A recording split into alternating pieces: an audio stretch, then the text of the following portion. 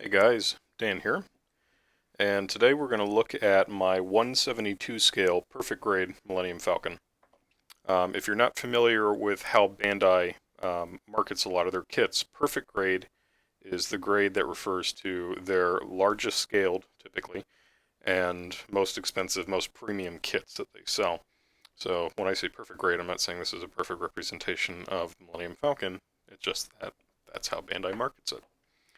I received this kit beginning of November, end of October of last year, 2017, and I spent probably about a month and a half working on it. Obviously, it's a fairly sizable kit. You can see the scale of my hands versus the scale of the ship. This is a 172 scale, which puts it in line with a lot of the other fighter craft that Bandai has released from the Star Wars franchise, such as this TIE fighter right here. It is extraordinarily detailed, has tons of parts, just beautiful sculpting everywhere. Really, just it was a pleasure to build, and something pretty different from what I'm normally used to. I don't do a whole lot of weathering on most of my kits, with the exception of some of the kits I've done in the Star Wars range. And this model in particular has given me a lot of opportunities to test out new abilities that I don't get to use very frequently. So I just figured we'd take a look at the kit, show you around some of the things that I did to it. I apologize that we're pulled so far back, and I will lift the kit up and move it around while I'm kind of explaining things. I'm going to start with the top, then we'll flip it over and look at the bottom, and probably pull the cockpit off, pull the back panel off here so you can see how it's wired, and kind of go in that direction. Okay, so let's start with probably the most detailed heavy area on this kit, which is this kind of front quadrant of the upper saucer. And I say detail heavy because probably out of all the other parts on this kit, this has the most paint applications in the smallest area. So if I remove the radar dish, just like that, you can see that we have little pops of red and green, or well, kind of green, lots of different colors of gray. You can see I used salt chipping on many of these panels. I'm not wild about how it came out. It doesn't necessarily reference what you see in the movies. It looks okay, but it's not perfect, but I can live with that. We also have the little blaster holes here. Some versions of this kit, I've seen these very, very dark and only centered in the little pops. Some I've seen it kind of spread out more along the area, like there's kind of like soot or carbon scoring all around it. We have these little indents here. Each of these is actually, it's one large piece that kind of fills that area, and then each little pothole probably has anywhere from like 6 to 8 parts, and then you assemble all of this piping work separately and fit it down into the kit. So the way I did these is I painted all of this stuff separately, then assembled the kit and kind of blended things together a little bit. Basically shading different levels of things, different amounts to reflect the amount of light they would receive. I didn't want to go like totally dark because there's a ludicrous amount of detail in these little potholes that would be missed otherwise. We also have the same thing over here, and each one of these is substantially different from the others. I couldn't tell you how accurate it is to the movie prop, but they're each very different. And then we come over here to the other quadrant up front. Kind of the same thing. This is, I guess, the opposite of where the radar dish should be on this side. Lots of little pipe details here that also kind of filter up through like the front pincer part of the ship. Same thing with coming up here and along to the cockpit. Kind of rotate it around. You can see into the cockpit a little bit right now. You can see Han and Chewie up there. Not so much the two figures in the back. We have the turret section, of course, and this does kind of move around a little bit. It rotates on 2 axes, so you can point it if you like. I don't have any figures inside of the turret section. I decided to kind of fit this kit up the way it would have looked on the Death Star approach the first time that they arrive. We come back here to this back quadrant. We also have, obviously, this raised area. Small photo etch parts in here, along with 2 photo etch parts on this other side. And those are all included with the kit.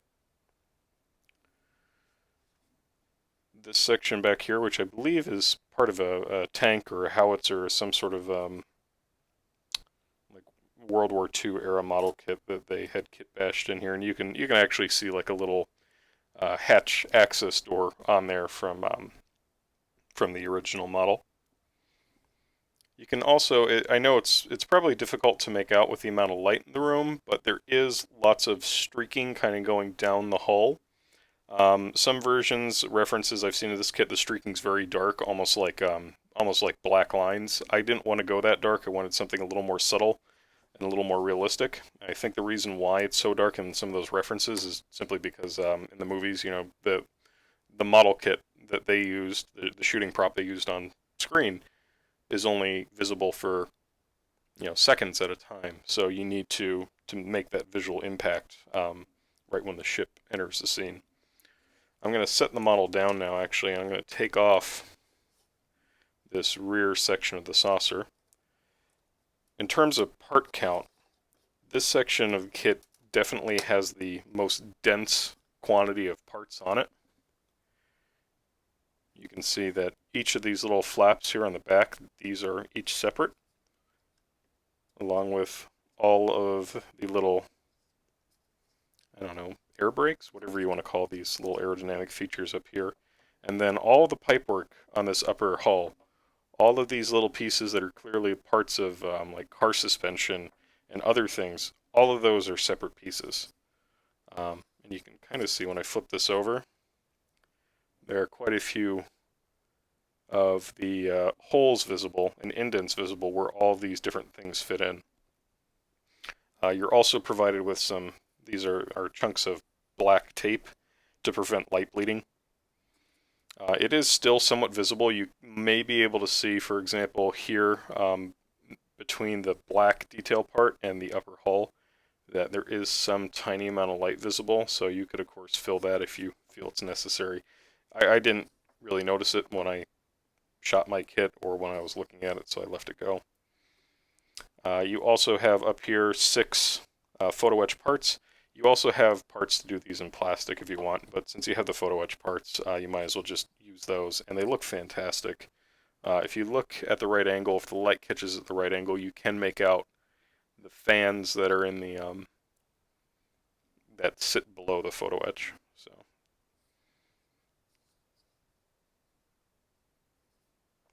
So there are some neat little decal references. It's probably not going to be all that visible on camera, but that decal right there is, I think it's the old Valvoline logo. There are lots of little things like that, parts of license plates, just you know, whatever they had at the time. So the model is spectacularly detailed and according to the references from the film. Now, when we get into the back, we have this is the battery box with the inbuilt switches for all the LEDs on the kit. So it's very easy just to reach in here and turn on whatever you want. So that's the rear landing gear.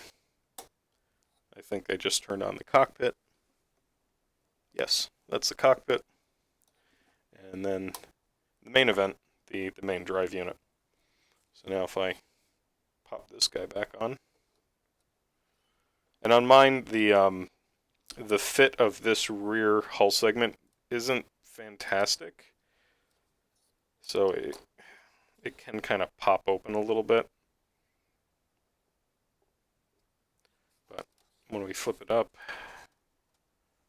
there you go, you can just make out the drive feature, and the light's nice and bright, and the diffusing elements inside of the drive really kind of distribute the light very evenly, very nicely.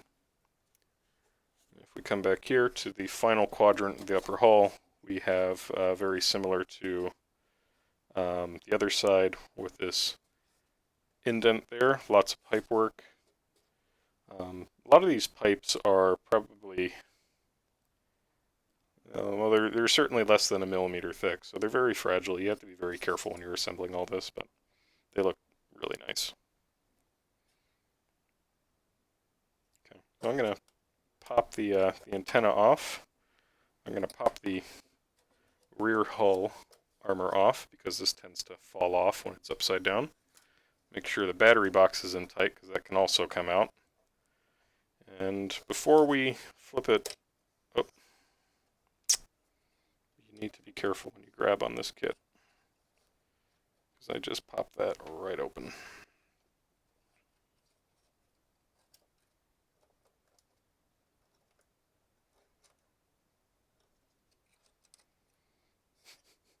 Everything on this kit is interconnected with something else, so you need to be very careful when you're disassembling this thing.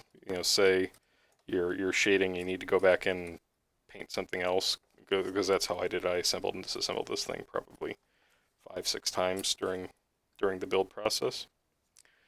You need to be very mindful of how you pull things apart because yeah, things are delicate. They're small, and they will break. So there we go. That's back on now, somehow, miraculously. Maybe not. All right, technical difficulties. I will be back in a second. All right, sorry about that. I did get everything back together. These videos are obviously unscripted, so sometimes crap happens and you just kind of deal with it. So I'm going to flip the kit up now. I'm going to take off the, where the hell did that? Oh, that came off the turret. I don't glue my kits together. This is a snap fit kit. You don't need to glue it, and so I don't. But obviously, you're going to want to be careful. So there goes the cockpit hatch, or cover, whatever you want to call it. And you can see the crew in there. The cockpit is fully detailed, so if you want to get really invested, you can get in there and paint every little button on the wall or do some fiber optics work. That really wasn't something I was interested in, so I did not spend a whole lot of time in there. Just mostly dry brushing, detail painting. The figures are fully painted. I've seen some good examples of people that have taken more time to do that. The detail is certainly there if that's something you are interested in.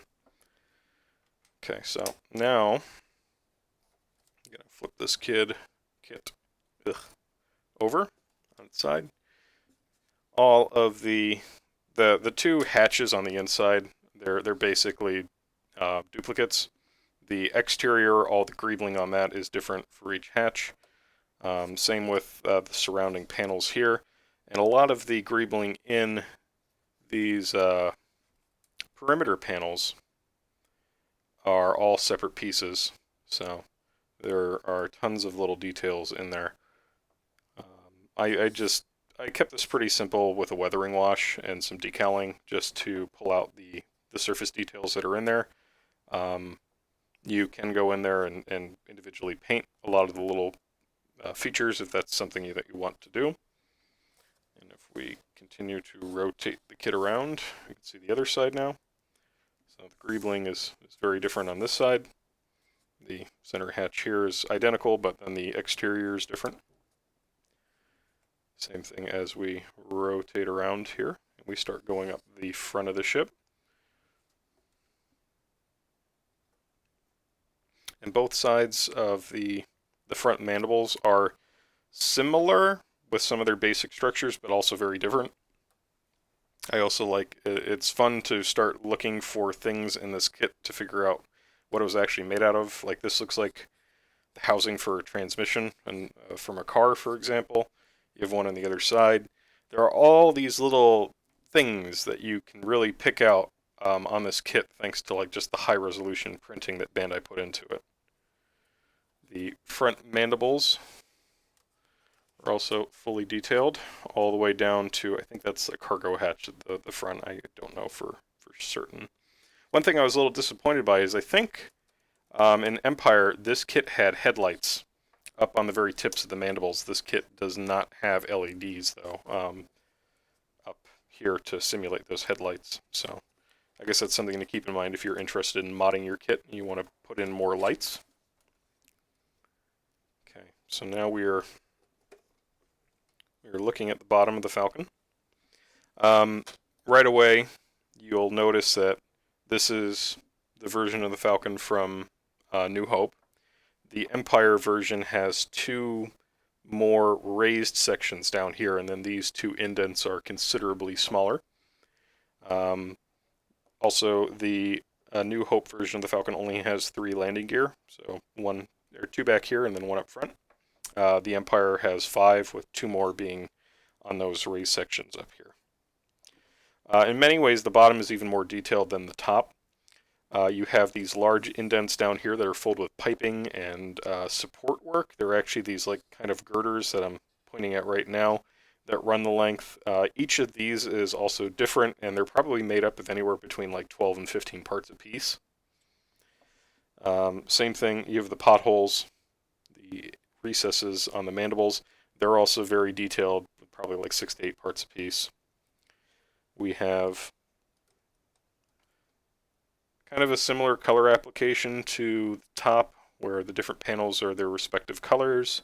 We have some kind of, the grime, basically, and I kind of follow the reference photos to figure out where the grime collects on this kit, like, behind the front recesses.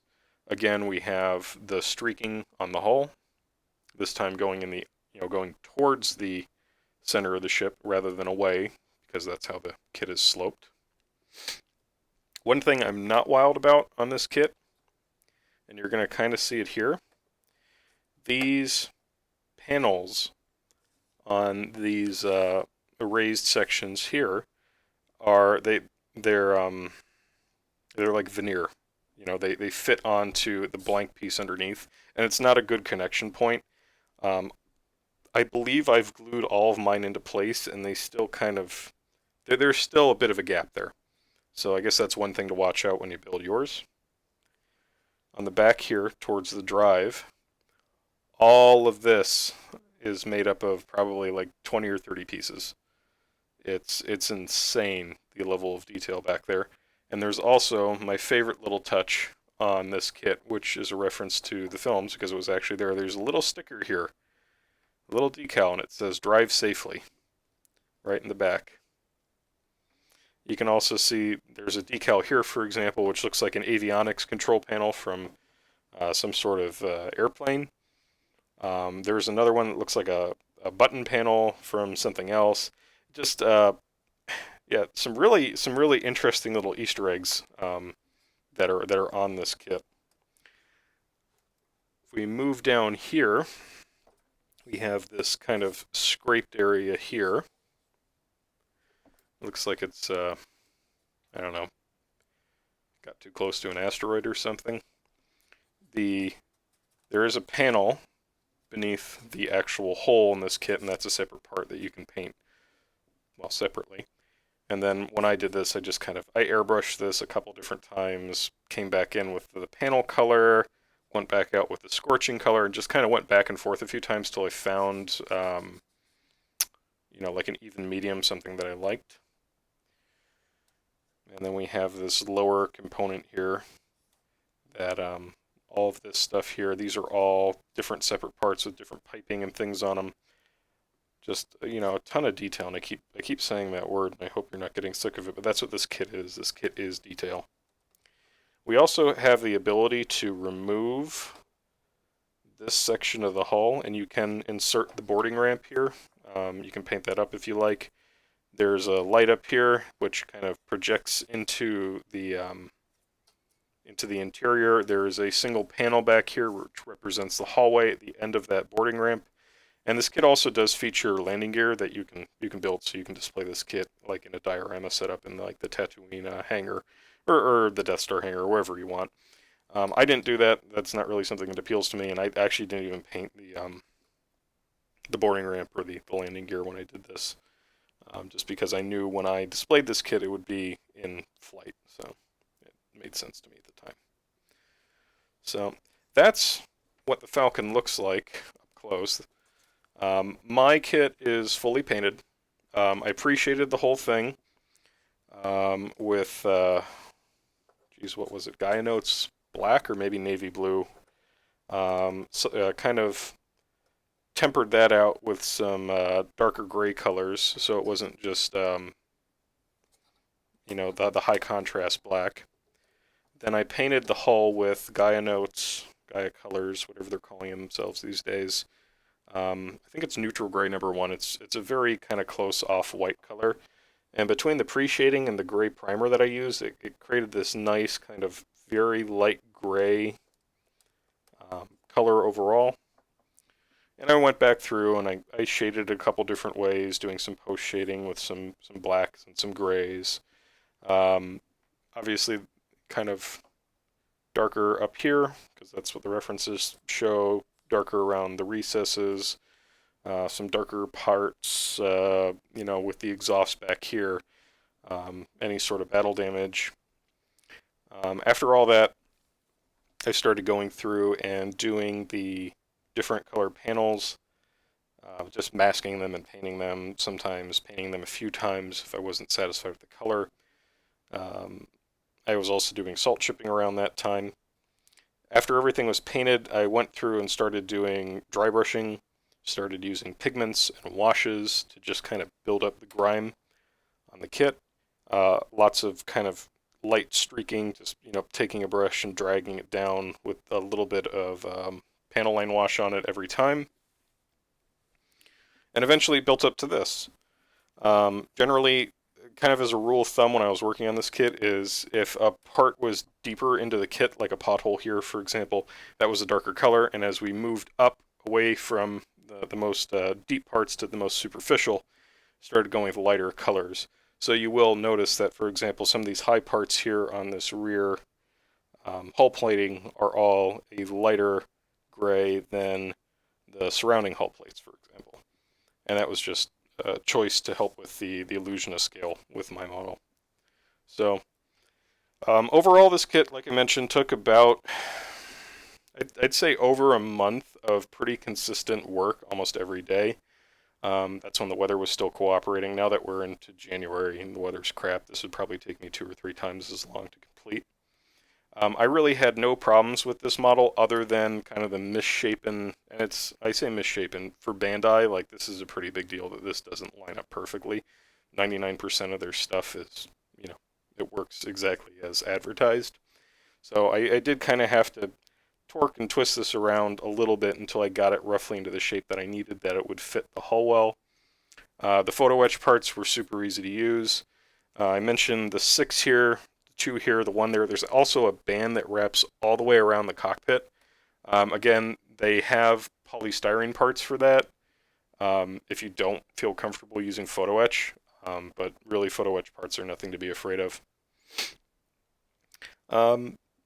Overall, I was really happy with this kit. I'd be interested to know if Bandai is eventually going to come back and do like an Empire version, because there are certainly differences between the A New Hope and then the later versions of the model kit. They're fairly minor. Like Bandai would really only need to print a new bottom plate and then some of the detailing for that, and they could essentially keep the rest of the model the way it is. At least that's my knowledge. I'm sure there are other people out there that know this kit, know the design like inside out. But I mean, it shouldn't be too difficult for them, and knowing Bandai, I wouldn't be surprised if we saw like P-Bandai variants of this thing coming out eventually. But overall, it was a really good build. It didn't take nearly as long as I thought it would. I love the fact that it's the same scale as my other Bandai 172 models, because I have a Y-wing, I had an X-wing, I have an A-wing. The only thing that I'm a little disappointed by is the Boba Fett slave one that they make is at half the scale of this, so we don't have one of those that could chase the Falcon around. But yeah, otherwise, great kit. I really enjoyed the time I spent working on it. I'm disappointed I have nowhere to keep this. This will not fit into a DTOLF display case. In fact, the the saucer alone is too big to fit into a D12 display case. And just to give you a reference for how large this kit is, okay, well here's a keyboard. This is my computer keyboard. The keyboard is shorter lengthways than the Falcon. And this is a pretty standard sized computer keyboard. I believe it measures in around 18 inches, maybe 20. I don't have the dimensions on me, obviously, and then I think the saucer is about 14 inches. So it's sizable, it feels substantial, and to be honest, I can't think of any other spaceship design that's as recognizable as the Millennium Falcon. So definitely a fantastic kit to have on your shelf if you're a Star Wars fan or even a model building fan.